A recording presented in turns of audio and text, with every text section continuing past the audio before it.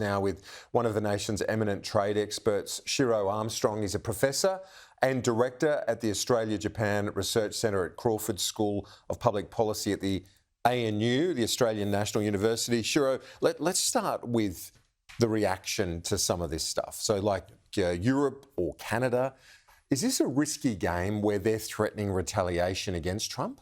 Yeah, look, they've already retaliated to earlier tariffs and they've threatened retaliation to Liberation Day tariffs.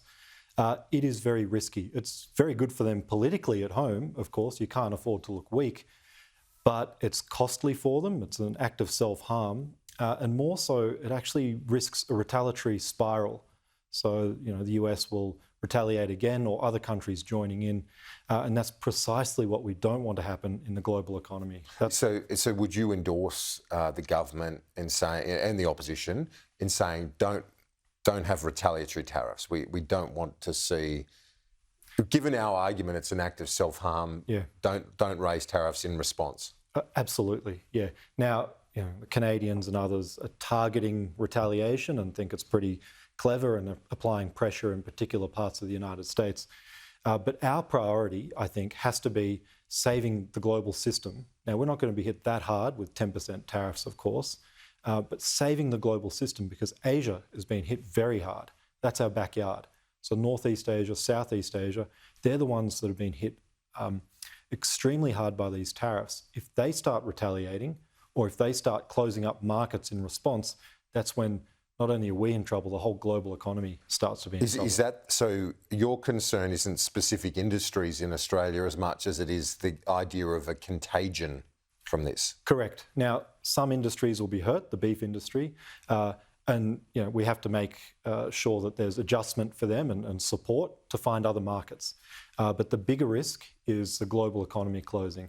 This is a 1930s style moment. These tariffs from the United States are higher than the Smoot-Hawley tariffs of 1930 that sent the global economy into a deeper and longer depression. So that all came from retaliation. The United States had very high tariffs in the 19th century, but it's up to the United States, really. If they want to take themselves out of the system, we shouldn't let them drag the whole system down with them. So that's our priority, I think. Is there an argument to say that the international system did need a shakeup, though, in the sense that some of the rules seem antiquated, given the rise of China and so on? Yeah, look, the rules are out of date. The system's on life support.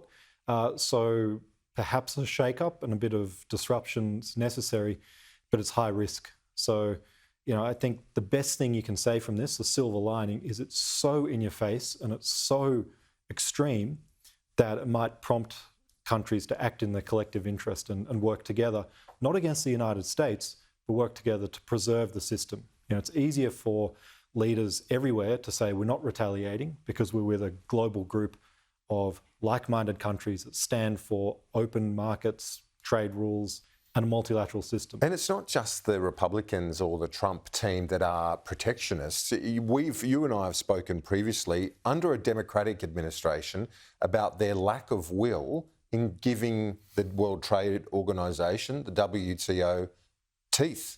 And the Democrats didn't do it despite opportunities over many years to do so. The trade rules in the WTO have not been enforceable since 2019. Biden had a chance to fix that, of course. But it goes to show what's driving this, and it's coming from deep domestic challenges in the United States. And Trump on this front is not a cause, he's a symptom. So there's huge inequality in the United States. Whole communities have been left out of globalization. The United States has benefited as a whole, but of course a lot of people have been left out. So that's where the backlash comes from, that's where the anger comes from. And it's understandable, really, but both sides of politics there in Washington have become very protectionist and inward-looking. Yes, indeed. And so, finally, can you give our viewers and our policymakers, because obviously the election's just around the corner, what do they need to do to protect not just our economy broadly, but specifically our exporters, to make sure there's still a healthy flow? Because we are an exporting nation. We are. We're also an importing nation. That's what makes us rich as well. What we need to do is work on the things at home, to have flexible markets, work on productivity enhancing reforms. You can say that at any time, but it's particularly important now. And then a huge effort on international economic diplomacy with our neighbours in Southeast Asia, with Japan, with Korea. So you're talking, say, Indonesia, Thailand, like ASEAN nations, but then Exactly. Japan, Korea as well, just to and strengthen finding that. common cause with Europe through that process, because they're most exposed, Southeast Asia, to this. And if they collapse, if their economies collapse, which all the modelling shows will happen if the trading system goes belly up, that affects our economic and political security. Professor Shiro Armstrong from the ANU, thank you for your insights. Appreciate it. Thanks, Kieran.